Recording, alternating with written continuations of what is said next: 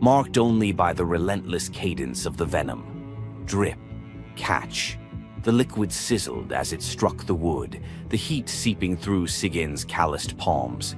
Each shift of her grip was subtle, a quiet adjustment to keep the bowl steady as her arms ached. Above, the serpent's shadow twisted over the stone, its coils unmoving, its venom gathering in slow, deliberate drops. Loki whimpered, bracing for pain that had become his constant companion. The sound of his dread was sharper than his cries. The air hung heavy with the stench of scorched flesh and the metallic sting of poison. The darkness pressed in, broken only by the faint glimmer of Sigin's tears as they mixed with venom in the bowl, each drop a testament to her resolve. The silence between drops was punctuated by Loki's ragged breaths and the distant echo of water dripping from the cavern walls. Sigin's world narrowed to the weight in her arms and the threat above. The bowl filled, the venom rising perilously close to the rim. Sigin's muscles trembled, but she did not let her grip falter. When at last the bowl brimmed, she had no choice but to turn away. In that brief moment, as she emptied the venom onto the rocks, Loki's body convulsed, his scream raw and unrestrained.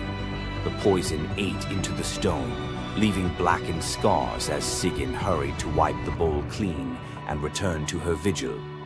For time beyond reckoning, Sigyn remained.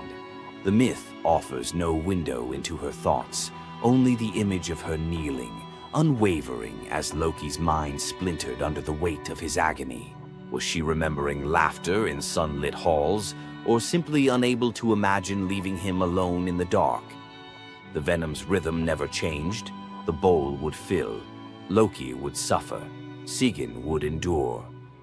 In the hush that followed each scream, a question lingered, one that neither gods nor mortals could answer. Love in the dark was never simple. While the gods turned away, Sigyn remained, her presence reshaping the meaning of Loki's punishment. His betrayals had echoed through Asgard, yet her loyalty was a force the gods never expected.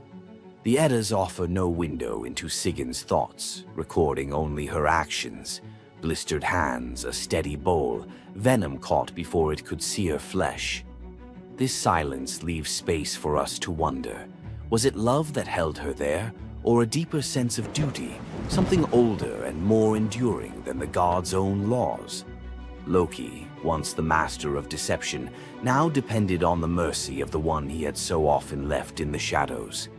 When the bowl overflowed and Sigyn turned away, each drip crept like fire through him, twisting his features in agony. His eyes, when they met hers, flickered with both gratitude and resentment. He needed her, but the venom's torment mingled need with bitterness. Still, Sigyn returned every time, catching the next drop before it could fall. The myths do not say what passed between them in those moments, only that she stayed, her resolve unbroken. Scholars often call Sigyn the embodiment of loyalty, the ultimate symbol of spousal devotion. Yet, her sacrifice was more than an act of love. It was a quiet rebellion. By kneeling in the cavern, she defied the gods' vision of justice. Odin had crafted Loki's punishment to be absolute, to break him alone in the dark. Sigyn's refusal to abandon her husband became a shield, her presence a silent protest that denied the gods complete victory. The Eddas never assign her a motive, leaving modern readers to fill the silence with their own questions and interpretations. Was her endurance an act of compassion or a challenge to the order imposed by the gods? Each drip marked the passage of time, each bowlful a measure of suffering and steadfastness. Loki's laughter, once quick and sharp, faded into broken gasps. His words, sometimes curses, sometimes pleas, found no purchase. Sigyn's hands grew raw and ruined, but she did not falter. The cycle of pain and mercy continued, unbroken. In the end, it was not just Loki who endured the gods' punishment. Sigyn's vigil transformed it, turning isolation into a shared ordeal. In the darkness, her silent defiance and unwavering love became part of the myth. a testament to the power of presence, even when the world has turned away. Sigin's vigil stands as one of Norse myth's quiet marvels, a steady presence in the shadows, her strength measured not in battle, but in endurance beside the one the gods condemned. As Loki writhed beneath the venom's relentless burn, Sigin's hands never wavered. The Eddas remember her not for words or deeds of glory, but for the silent rhythm of her care. Her story reminds us that sometimes love endures in darkness. Sigin's vigil continues until the twilight of the gods, Ragnarok, whenever that may come. Would you have stayed? If Sigin's silent strength moved you, let us know in the comments or share your favorite Norse hero below. Thor, the thunder god, woke up to find his greatest nightmare had come true. Mjolnir, his mighty hammer that could level mountains and control lightning itself, was gone. Without it, the thunder god was powerless, vulnerable, and mocked. The weapon that defined his very identity as protector of Asgard had vanished without a trace. But what happened next would humiliate him more than any defeat in battle. To get his hammer back, Thor would have to do something that went against every fiber of his warrior identity. You won't believe the disguise he ends up in. It all began on what should have been an ordinary morning in Asgard. Picture Thor reaching for the leather grip that had been at his side for countless centuries, his fingers closing around nothing but empty air. The spot where Mjolnir should rest felt cold and wrong, like a missing tooth that your tongue keeps finding. Thor's morning routine, as predictable as sunrise over Asgard's golden halls, shattered in that single moment of realization. The hammer forged by dwarven masters, the weapon that could summon lightning and level mountains, had vanished without so much as a whisper of sound. The initial shock hit Thor like a physical blow. His hand remained suspended in space, still reaching for what wasn't there. Then panic crept in, cold and relentless. He let out a blood-curdling roar of sheer rage, the whole palace trembling. Without Mjolnir, he was powerless, vulnerable, and mocked, stripped of the weapon that made him Asgard's primary defender. The enemies that prowled the borders of the Nine Realms knew about his mighty hammer. They counted on Thor's strength to keep them at bay. Now that strength was gone. Word spread through Asgard's halls faster than wildfire. The other gods gathered in emergency council, their faces grave as they grasped the full scope of the crisis. Odin's ravens had brought no news. The watchmen at the gates had seen nothing. Mjolnir had simply disappeared, as if it had never existed at all. The assembled gods understood what Thor's loss meant for their realm.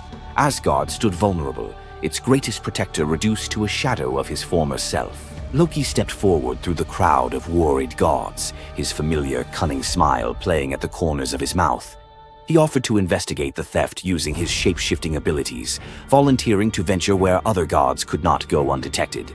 The council accepted his proposal immediately, desperate for any lead in their search. Thor watched his brother prepare for the mission, knowing that Loki's success or failure would determine his own fate. Loki first borrowed Freya's magic feathered coat, allowing him to fly in falcon form to Jotunheim without raising alarms. Each dead end pushed Thor deeper into desperation. He imagined facing his enemies defenseless, their laughter echoing as they realized the thunder god carried no thunder. The trail finally led to the most dangerous territory of all, Jotunheim, the realm of the giants. Loki strode into the council chamber with the confident gait of someone who had solved a mystery, but his expression carried an ominous weight. The giant Thrym, lord of the frost giants, had openly boasted about his theft from his massive throne of ice and stone. He had buried Mjolnir 8 leagues beneath the frozen earth of his realm, thrice deeper than any giant's hall, he claimed, placing it where even Thor's strength would be useless. Thrym had what he thought was a simple demand for the Norse gods. He wanted the beautiful goddess Freya as his bride in exchange for the hammer's return. The giant had fixated on her legendary beauty and grace, convinced that possessing both Mjolnir and the goddess of love would make him the most powerful being in all the 9 realms.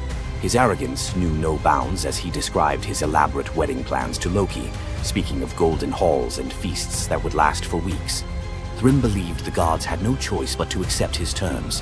When Loki spoke to the council about Thrym's demand, the council fell silent. Freya's reaction shattered the tense quiet that followed Loki's report, causing her rage to break the Brysinger necklace, its gems scattering across the floor in glittering fragments. She declared she would rather throw herself into the deepest ocean than marry the frost giant who dared make such a demand. The gods found themselves trapped in an impossible situation. They could sacrifice one of their most beloved goddesses to a giant's lust, or they could leave Thor permanently weakened and Asgard vulnerable to every enemy that prowled the borders. The council erupted in frantic debate. Some suggested launching a full assault on Jotunheim, but Thrym's fortress was impregnable and his army vast. Others proposed trickery or negotiation, but every path led to either devastating war or humiliating surrender. Heimdall, the far-seeing guardian who watched over the Rainbow Bridge, had remained silent throughout the heated discussions. When he finally spoke, his words stopped every conversation in the hall. His suggestion was so outrageous, so completely unthinkable, that even Loki's jaw dropped open in shock. The gods stared at Heimdall as if he had lost his mind, but they were out of other options. What he proposed, however, would challenge everything Thor stood for as a warrior. Heimdall's words hung in the air like a challenge to the very foundations of Norse honor. The far-seeing god had suggested that Thor disguise himself as a bride and infiltrate Thrym's wedding feast to recover Mjolnir. He spoke with calm authority, tie housewife's keys about his waist, and pin bridal jewels upon his breast. The idea was so fundamentally opposed to Norse concepts of masculine honor that Thor's initial response shook the very walls of Asgard. He declared the plan preposterous and swore he would never hear the end of it if word spread that the Thunder God had dressed as a woman. The assembled gods watched in tense silence as their mightiest protector wrestled with a challenge that could not be solved through brute force or lightning strikes. They had already considered launching a full assault on Jotunheim, but Thrym's fortress was impregnable and his army vast. No other choice remained. Thor paced the hall like a caged wolf, his massive fists clenched as he grappled with the impossible choice between his warrior's pride and his duty to protect Asgard. Every instinct in his body rebelled against the idea of abandoning his identity as a fearsome warrior to play the role of a delicate bride. Loki stepped forward with barely contained excitement, volunteering to accompany Thor as his maidservant. The trickster god's eagerness to participate in this elaborate deception revealed his true nature. While Thor struggled with the concept, Loki was already plotting the specifics of costumes, mannerisms, and the lies they would need to maintain throughout their dangerous mission. The transformation began with layers of bridal linen draped over Thor's massive frame. Servants brought forth delicate jewelry, housewife's keys that symbolized domestic authority, and a dainty hood for his head. Finally came the precious necklace of Brysinger. Each item added to the disguise felt like another blow to Thor's warrior identity. When he finally looked at his reflection, the god of thunder saw an unconvincing bride staring back at him. Thor finally accepted the plan because no alternative existed.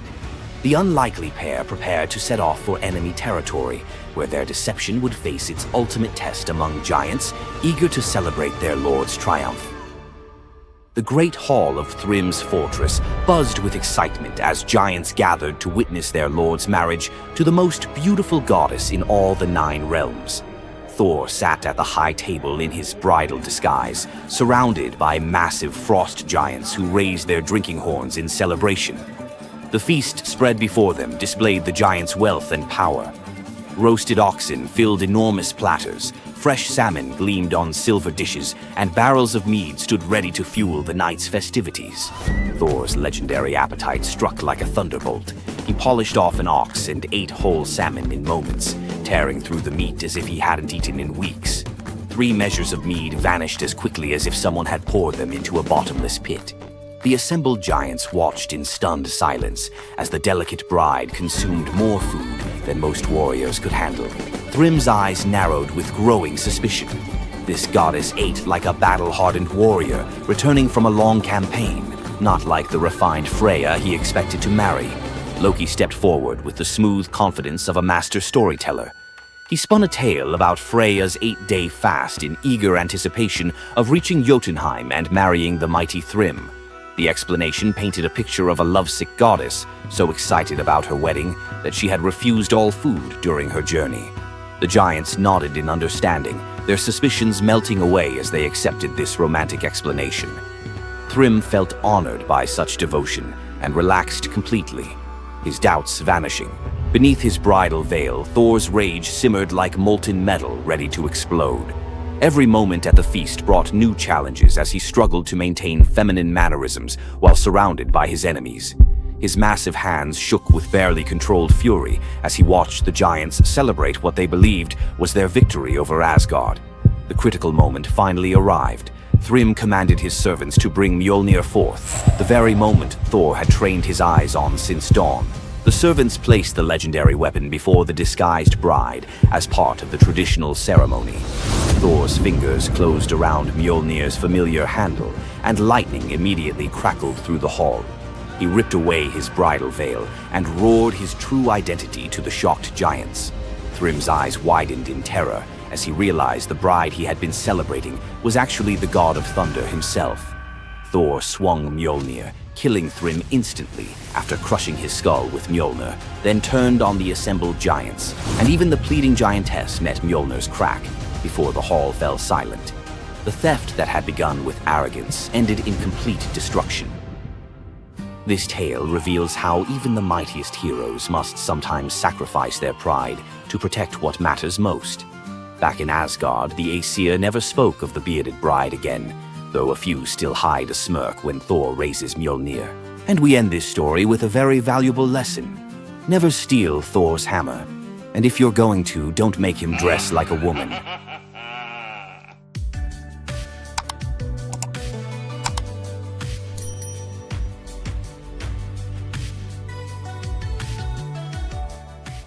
What makes Zeus, the mighty king of the Greek gods, one of the most fascinating figures in mythology? Is it his unparalleled power over the skies, his cunning strategies, or the sheer drama of his endless affairs? While his tales are legendary, there's one story that stands out: the epic battle that earned Zeus his throne, the Titanomachy.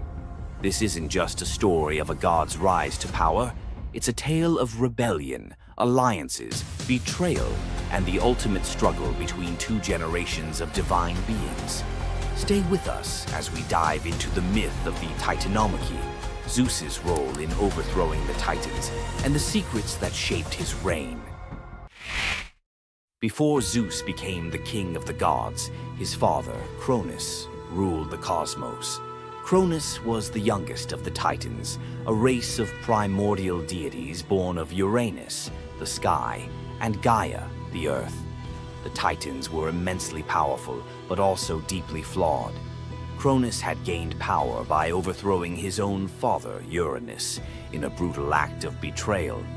But just as Cronus had betrayed his father, a prophecy loomed over him, warning that one of his own children would overthrow him. To prevent this, Cronus took a horrifying precaution. He swallowed each of his children as they were born, imprisoning them in his stomach for eternity. But Gaia, the ever-watchful mother of the gods, wasn't about to let this happen again. When Rhea, Cronus's wife, gave birth to Zeus, Gaia devised a plan. Rhea tricked Cronus by handing him a stone wrapped in swaddling clothes, which he swallowed, believing it was his newborn son. Meanwhile, Zeus was spirited away to a hidden cave on the island of Crete, where he was raised in secret. Zeus grew up under the care of nymphs and a goat named Amalthea, who nourished him with her milk. As he matured, Zeus learned of his father's tyranny and vowed to free his siblings and challenge Cronus's rule. Zeus couldn't take on Cronus and the Titans alone. He needed allies. His first move was to rescue his siblings trapped inside Cronus. With the help of the goddess Metis, Zeus tricked Cronus into drinking a potion that caused him to vomit up his children: Hestia, Demeter, Hera, Hades, and Poseidon, fully grown and ready for battle. Now united, the 6 Olympian siblings declared war on Cronus and the Titans.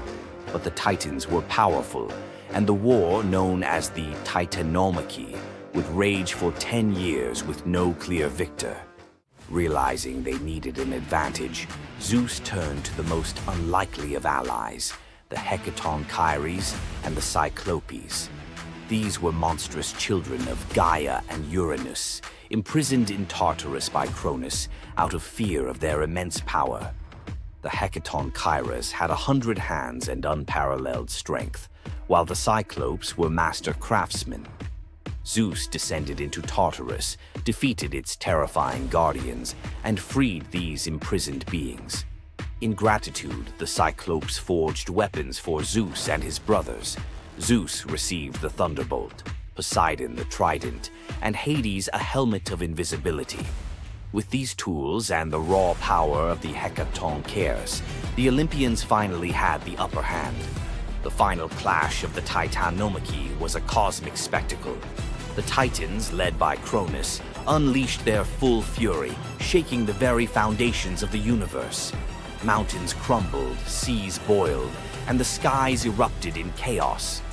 But Zeus and his allies were relentless. Zeus hurled his thunderbolts with unerring precision, scorching the battlefield and scattering the Titans' ranks. Poseidon unleashed massive earthquakes, and Hades used his helmet of invisibility to sow confusion among their enemies. The Hecatonchires proved invaluable, hurling massive boulders with their 100 hands, overwhelming the Titans. One by one, the Titans fell, their immense power no match for the combined might of the Olympians and their allies. Cronus was the last to fall. Zeus struck him down with a thunderbolt so powerful that it split the skies. With Cronus's defeat, the Titanomachy was over. With the Titans defeated, Zeus and his siblings faced a choice: what to do with their vanquished foes. In a move both strategic and ruthless, Zeus imprisoned the Titans in Tartarus, deep within the underworld, where they would remain for eternity under the watchful eye of the Hecatonchires. Zeus then divided the cosmos with his brothers. He claimed the skies as his domain, Poseidon took the seas, and Hades ruled the underworld. Together, they established the rule of the Olympians, with Zeus as their undisputed king. But the Titanomachy left scars. Gaia, enraged by the imprisonment of her Titan children, gave birth to new monstrous beings to challenge Zeus's reign. Among them was Typhon, a creature so fearsome that even the gods trembled before him. Typhon's battle with Zeus is another story for another day, but it serves as a reminder that power in the ancient world was never secure. Zeus's rise to power marked the beginning of a new era, but his reign was anything but peaceful. While he was the king of the gods, his rule was marked by constant challenges, from rebellious mortals to jealous deities and his own unquenchable desire for love and control. Zeus was both a protector and a tyrant, a figure who inspired awe and fear. His thunderbolts were a symbol of justice, but they were also a tool of destruction. He fathered countless children, both mortal and divine, and his many affairs often sparked conflict among the gods. Yet, despite his flaws, Zeus's rule brought stability to a chaotic world. Under his reign, the gods established order, overseeing the realms of humans and maintaining the delicate balance between earth, sea, and sky. The myth of Zeus and the Titanomachy isn't just a tale of war. It's a story about the cycles of power and rebellion. Just as Zeus overthrew Cronus, who had overthrown Uranus, Greek myths suggest that even the mightiest rulers are vulnerable to the forces of change. Zeus's story reminds us that leadership comes with its own set of challenges. It's not just about gaining power, it's about maintaining it, often at great cost. Zeus's rise to power is one of the most thrilling tales in mythology, filled with battles, alliances, and sacrifices. But what do you think? Was Zeus a just ruler, or was he simply another tyrant destined to fall like the Titans before him? Let us know your thoughts in the comments below. Don't forget to like this video if you enjoyed this dive into Greek mythology, share it with fellow myth lovers, and subscribe to our channel for more epic tales from the ancient world. Until next time, remember, the gods may rule from above, but their stories remind us of the struggles we all face below. You thought fairy tales were magical. Think again. The real origins of these classic tales are disturbing, gruesome, and filled with horror. Many of these stories have been sanitized for modern audiences, but their original versions were filled with betrayal, curses, and brutal consequences. From Pinocchio's horrifying fate to the true story of Bluebeard, let's dive into the darker side of fairy tales that history tried to erase. Fairy tales weren't always about happily ever after. Many of them were cautionary tales, warning of real dangers, human cruelty, and supernatural horrors. 1. The original Pinocchio, a gruesome fate. Before Disney made him a lovable puppet, Carlo Collodi's original Pinocchio was a terrifying little troublemaker. Instead of learning his lesson, he was hanged from a tree by a group of bandits, left to suffocate as a punishment for his misdeeds. 2. Bluebeard, the serial killer's tale. Bluebeard was not a misunderstood nobleman. He was a full-blown serial killer.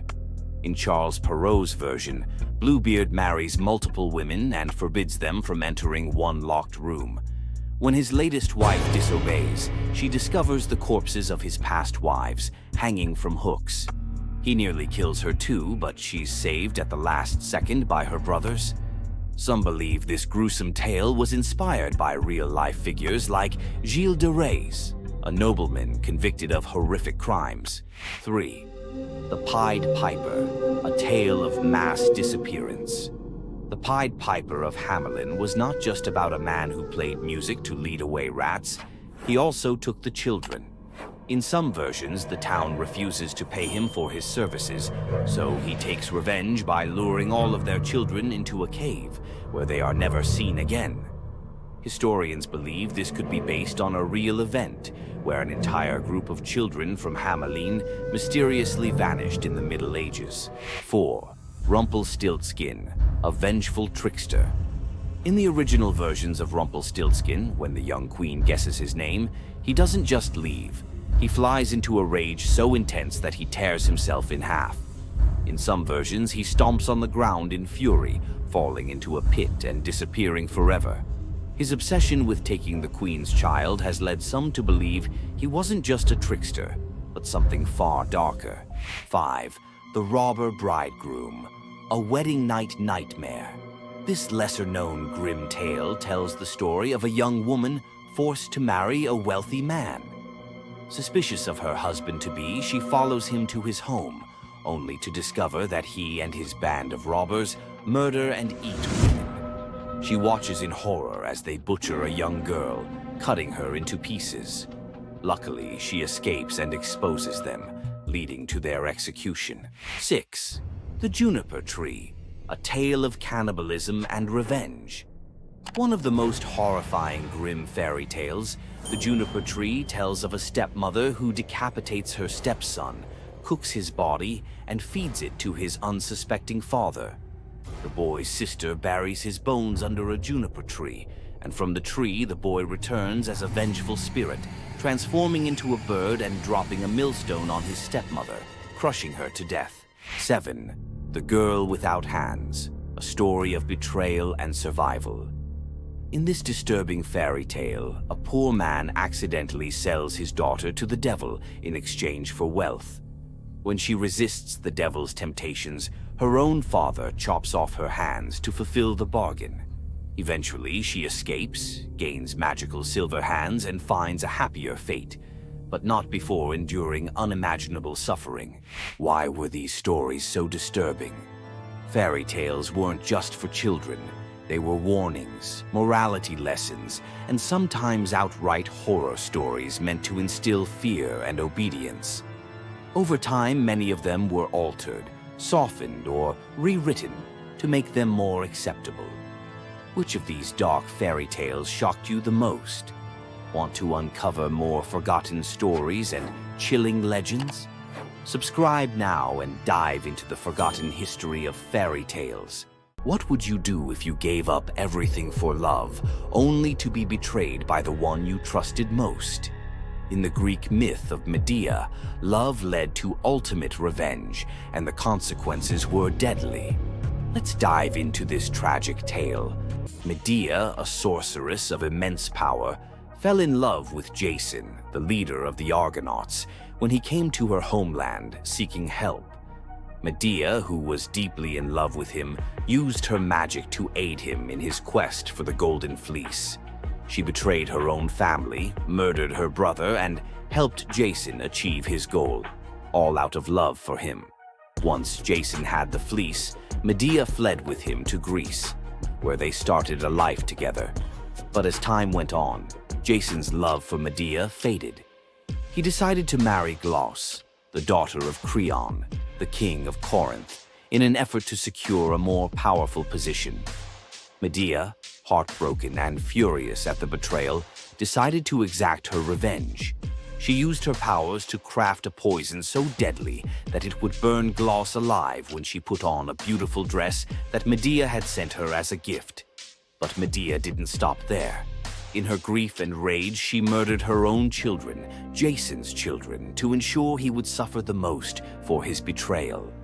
The pain of losing everything she loved was unbearable, and Medea, having left nothing behind but destruction, fled to Athens, leaving Jason to wallow in his sorrow and regret. Medea's story is a tragic reminder of the destructive power of betrayal and the extreme lengths to which love can drive someone. Sometimes love is not only blind, but it can also lead to devastation and vengeance. Does Medea's vengeance leave you thinking about the darkest side of love? Subscribe for more ancient Greek myths filled with twists, power, and passion. Ever wondered what it would be like to walk through the ancient world and encounter mythical creatures from Greek mythology? Get ready to meet the beasts that shaped legends. In Greek mythology, creatures were more than just beasts. They were symbols of the forces of nature, God's will, and humanity's struggle with the unknown. From the terrifying Minotaur lurking in the labyrinth to the mesmerizing sirens luring sailors to their doom, these creatures were as captivating as they were dangerous. The mighty Hydra, with its multiple heads that regrew each time they were cut off, was a symbol of unstoppable power. The Cerberus, the three-headed dog guarding the gates of the underworld, represented the barrier between life and death. But not all mythical creatures were monsters. The graceful Pegasus, a winged horse born from the blood of Medusa, symbolizes freedom and the pursuit of the heavens. These creatures still live on in our stories, haunting the shadows of ancient Greece and whispering through the winds of time. Which Greek mythological creature fascinates you the most? Share your thoughts and don't forget to subscribe for more legendary tales from Greek mythology. Imagine being one of the greatest hunters in the world, known for your unmatched speed and skill. But despite all your abilities, your destiny is determined by a simple golden apple. Let me tell you the tragic tale of Atalanta, the huntress who couldn't escape her fate. Atalanta was abandoned at birth by her father, Zeus, who didn't want a daughter. Left to die in the wilderness, she was raised by a she-bear, learning to hunt and survive. As she grew, Atalanta became a legendary warrior, her skills in hunting unmatched. But no matter how great she became, she could never escape one thing: her prophecy. A prophecy foretold that Atalanta would only marry a man who could outrun her in a race. As the years went by, many suitors came, eager to win her hand. But Atalanta, fiercely independent, defeated them all. Her speed was unbeatable, and no man could match her skill. Then came Meleager, a brave hero who had heard of Atalanta's strength and beauty. Unlike the others, he didn't boast about his abilities. Instead, he came prepared with a plan. Meleager, knowing Atalanta's curse, asked the goddess Aphrodite for help. She granted him 3 golden apples, which he used to distract Atalanta during their race. As Atalanta raced ahead, confident of her victory, Meleager tossed the apples one by one in her path. The golden apples were so beautiful, they distracted Atalanta just enough to slow her down. In the end, Meleager won the race, and Atalanta was forced to marry him, despite her reluctance to give up her independence. But the story doesn't end in happiness. Atalanta and Meleager's marriage was plagued with regret. Atalanta, still driven by her need for freedom, felt trapped by the very love she couldn't escape. And in the end, Meleager, whose destiny was also marked by the gods, tragically died before she could ever truly be free. Atalanta's story is a tale of love, fate, and the clash between personal destiny and desire. Despite her unmatched strength and independence, her fate was sealed by love, and her story remains a tragic reminder of how even the most powerful can be brought down by what they cannot control. If Atalanta's bittersweet story of fate and love left you in awe, subscribe for more untold Greek myths and the heroes who shaped the ancient world. You've heard of a goddess whose beauty was unmatched. But what if I told you that her beauty wasn't what it seemed? In fact, her allure led to some of the darkest consequences in ancient myth. This goddess, adored by many, held the power to captivate anyone with a mere glance. She was so beautiful that her charm could sway the gods, kings, and mortals alike. But this beauty came with a deadly price. The goddess we're talking about is none other than Aphrodite, the Greek goddess of love and beauty. While she is often depicted as the epitome of grace, sensuality, and allure, her beauty was more of a curse than a gift. Aphrodite's powers extended beyond just physical beauty. Her charm was irresistible, but it came at a cost. Her very presence could bring turmoil. Many heroes and kings fell victim to their obsession with her. Take Paris, for instance. His decision to choose Aphrodite as the fairest of the goddesses set in motion the events that led to the Trojan War. His desire for her beauty caused the death of thousands and the fall of Troy. But Aphrodite's beauty didn't just destroy men, it could break gods too. The tale of her and Ares, the god of war, exemplifies this. While Aphrodite was married to Hephaestus, the god of blacksmiths, her passionate affair with Ares led to chaos among the gods. Her beauty wasn't just about attraction, it caused jealousy, betrayal, and ultimately destruction. Despite her dazzling appearance, Aphrodite was also a figure of deceit and destruction, proving that beauty, when it holds such power, can be dangerous. It's no wonder the ancient Greeks warned that appearances can be deceiving. Aphrodite's beauty may have dazzled the world, but her story teaches us that sometimes what's on the surface can mask a much darker reality. So, was Aphrodite's beauty a blessing or a curse?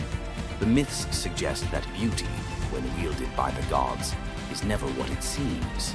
If you want to uncover more hidden truths about gods and goddesses from the ancient world, hit that subscribe button. There's so much more to explore in these captivating stories of the past. Imagine having a wish so powerful that everything you touch turns to gold. Sounds like a dream, right? But for King Midas, this dream turned into a nightmare. Let's dive into his tragic story. Once upon a time, King Midas ruled over a prosperous kingdom known for his wealth and opulence. But Midas wasn't just content with riches. He wanted more. He wished for the ability to turn anything he touched into gold. One day, the god Dionysus appeared before him and, impressed by Midas's devotion, granted him the wish. At first, Midas was overjoyed. Everything he touched, his food, his treasures, his furniture, transformed into gold. His wealth grew beyond imagination, and his joy knew no bounds. But soon, Midas realized the curse of his wish. He touched a rose, gold. He touched his food, gold. Desperate for a meal, he tried to drink water, gold. In horror, Midas realized that even his daughter, whom he loved dearly, turned into a lifeless golden statue when he touched her. Furious with the consequences of his greed, Midas begged Dionysus for mercy. The god, seeing the king's suffering, told him to wash in the river Pactolus. And in that moment, Midas's golden touch was taken away. The river's waters, now imbued with Midas's curse, carried gold downstream, forever tainting the land. King Midas's story is a reminder that greed often blinds us to the consequences of our desires. His once prized gift became his greatest curse, teaching us that not all treasures are worth the price. If King Midas's tale of power and greed left you thinking, make sure to subscribe for more epic Greek myths and their timeless lessons. Stay tuned for more stories of fate, love, and the god's wrath. Imagine a woman so terrifying that a single glance from her could turn anyone into stone. Medusa, a name that echoes through history as a monster, a villain, and a symbol of pure horror. But what if everything you thought you knew about her was wrong? Medusa wasn't always a monster. Her story is one of betrayal, injustice, and a curse she never deserved. She wasn't born a villain. She was made into one by the gods themselves. But even as a victim, she found a way to turn her tragedy into power. Today, we'll unravel the myth of Medusa and discover the deeper truth behind her story. From her tragic origins to her transformation into a feared Gorgon, to her epic confrontation with Perseus. This is the tale of Medusa like you've never heard it before. Long before the snakes, before the curse, Medusa was a mortal woman of extraordinary beauty. She wasn't born a monster. She was born human, the daughter of the sea gods, Phorcys and Ceto. While her sisters, Stheno and Euryale, were immortal Gorgons, Medusa stood apart as the only mortal among them. But it wasn't her mortality that set her apart. It was her beauty. Medusa's golden hair, radiant complexion, and striking eyes captured the attention of everyone, even the gods. She served as a priestess in the temple of Athena, goddess of wisdom and war, vowing to remain pure and devoted to the goddess. This is where her life took a tragic turn. According to the myth, Poseidon, the god of the sea, became infatuated with Medusa. Overcome by desire, he pursued her relentlessly, and one fateful day he cornered her in Athena's temple. Medusa, defenseless, could not escape his wrath. But instead of protecting her, Athena turned her fury against Medusa. The goddess, enraged by the desecration of her temple, cursed Medusa for what had happened, punishing the victim instead of the perpetrator. Athena's curse transformed Medusa into a Gorgon, a being so hideous that no one could bear to look at her. Her golden hair turned into a nest of venomous snakes, and her eyes became so powerful that a single glance could turn living creatures to stone. This moment defined Medusa's new existence. Once revered for her beauty, she was now feared and hunted as a monster. But beneath the horror of her transformation lay a deeper question. Was Medusa truly cursed, or had she been given a weapon to defend herself in a world that had betrayed her? Medusa fled from civilization, retreating to a remote island where she lived in solitude. Here she came to terms with her new form and the terror it inspired. The snakes in her hair hissed constantly, and her reflection, once a source of pride, was now a weapon she couldn't dare to look at. But the world wouldn't let her rest. Tales of the monster of the island spread across Greece, and soon warriors came seeking glory by trying to slay her. None succeeded. Each challenger who entered her domain fell victim to her petrifying gaze, their bodies forever frozen in stone. Medusa's life became one of survival, fending off those who sought to destroy her while grappling with the isolation of her curse. She was trapped in a cycle of violence she didn't choose, but couldn't escape. As the years passed, Medusa's story became twisted. In the eyes of mortals, she was no longer the victim of a cruel curse, but a monster to be feared. The tragic young woman was lost to legend, replaced by the image of a terrifying villain. Enter Perseus, a young demigod with a destiny to fulfill. Tasked with bringing back Medusa's head as proof of his strength, Perseus embarked on a perilous journey to find her. But unlike the warriors before him, Perseus wasn't relying solely on his skill. He had the favor of the gods. Athena and Hermes provided Perseus with gifts to help him on his quest. Winged sandals to fly, a reflective shield to avoid Medusa's gaze, and a sword sharp enough to cut through anything. Most importantly, he was given a magical bag to safely carry her severed head. Perseus's journey to Medusa's lair was filled with danger, but none compared to the final challenge, facing the Gorgon herself. When Perseus arrived, Medusa was sleeping. For the first time in years, she looked peaceful, an almost human reminder of who she once was. But Perseus couldn't afford to hesitate. Using the reflective shield as a mirror, he avoided her petrifying gaze and struck with precision, severing her head in one swift motion. The blood that spilled from Medusa's neck gave birth to two incredible beings, Pegasus, the winged horse, and Chryser, a golden giant. Even in death, Medusa's body produced miracles, a testament to the power she had carried within her. Perseus carried Medusa's severed head back to Greece, where it became both a trophy and a weapon. Her gaze retained its power, turning enemies into stone, and Perseus used it to defeat his foes and protect his people. But Medusa's story didn't end with her death. Over time, her image transformed from that of a monster to a symbol of strength and defiance. Women, especially, began to reclaim her story, seeing her as a figure who resisted the gods and survived unimaginable betrayal. Today, Medusa is more than a mythological figure. She's an icon. Her face appears in art, literature, and even modern movements that challenge systems of power and oppression. But the question remains, was Medusa truly a monster, or was she a victim of a world that feared her power? Medusa's story is a reminder that myths are more than just tales of gods and heroes. They're reflections of human nature, of the injustices and triumphs we still see today. So, what do you think?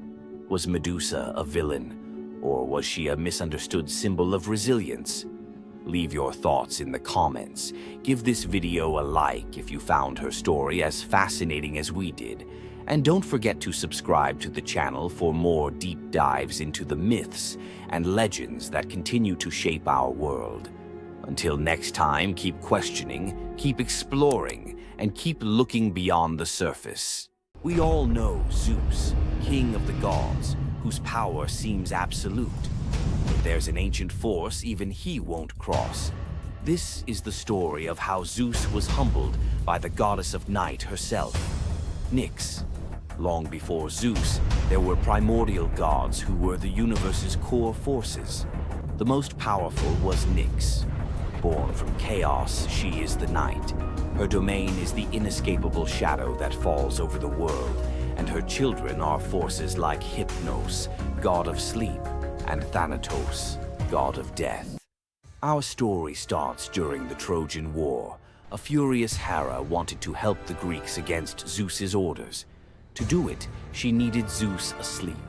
She went to Nyx's son, Hypnos, with an irresistible offer: put the king of the gods into a deep slumber. Hypnos was terrified. He'd helped Hera once before, and when Zeus woke up, his rage was legendary. He hunted Hypnos, ready to hurl him into the sea. The desperate god of sleep fled to his mother, Nyx. When Zeus arrived, he stopped dead. Unwilling to offend the ancient knight, he retreated. Despite the memory, Hera's new offer was too good to pass up. Hypnos put Zeus to sleep, and Hera got her wish. But this story from Homer's Iliad isn't about the trick. It reveals Zeus's deep, reverent fear of offending night. Nyx's power isn't about force. It's her very essence, a cosmic order he dared not challenge. The clash between Zeus and Nyx wasn't a battle of thunder and shadow, but of authority versus primordial power. Nyx's presence alone was enough to remind Zeus that even he has limits. The brilliant order of the day must always give way to the profound mystery of the night. If you enjoyed this trip into mythology's shadows, like this video and subscribe for more. Comment below on which primordial deity you want to see next. Centaurs, half man, half horse, heroes or savages? Think you know the full story? Wait until you uncover the darker side of these iconic creatures. Watch till the end to discover what ancient myths don't tell you about the centaurs. In Greek mythology, centaurs were seen as both wild and noble beings. They were often depicted as powerful warriors, famous for their strength and skill in battle. But what if the truth behind them was far more sinister than anyone imagined? While some centaurs, like Chiron, were revered for their wisdom and kindness, many others were violent, uncontrollable creatures. These savage centaurs were known for their drunken brawls and uncontrollable rage. The most infamous event? The Battle of the Lapiths and Centaurs, where they fought against the Lapiths during a wedding feast, leading to a massacre of both men and women. Their brutal behavior was more than just a mythological tale. It symbolized the chaos that could occur when civilization collided with the wild, untamed forces of nature. But why did the Greeks depict centaurs this way? Was it a cautionary tale about the dangers of unchecked power and savagery, or a deeper reflection on humanity's struggle between reason and instinct? The darker truth behind the centaur myth might just hold the key to understanding the wild, primal side of ancient Greek culture. Centaurs are more than just mythical beasts. They represent the conflict within us all. If you're fascinated by the hidden truths of ancient myths, don't forget to subscribe for more dark stories from Greek mythology. Every Monday you log on. Every quarter you hit your targets. Every year you get a new set of KPIs, and every time the boulder rolls right back down the mountain. You feel trapped in a cycle of meaningless repetition. You call it the 9-to-5 grind. The ancient Greeks called it Sisyphus. Sisyphus was not a hero. He was a master manipulator, the most cunning king in all of Greece. He betrayed Zeus to a river god just to get a freshwater spring for his city. But his masterpiece of arrogance? He cheated death itself. When Thanatos, the personification of death, came for him, Sisyphus tricked him, binding him in chains. For days, the world was thrown into chaos. No one could die. Warriors fought endlessly without consequence. The natural order collapsed. The gods finally intervened, freeing Thanatos and dragging Sisyphus to the underworld. But even here, Sisyphus had one last trick. He convinced Hades to let him return to the surface for just one day to punish his wife for not giving him a proper burial. Of course, he never returned. The gods, finally done with his games, devised a punishment that perfectly matched his crime: eternal, meaningless effort. Sisyphus was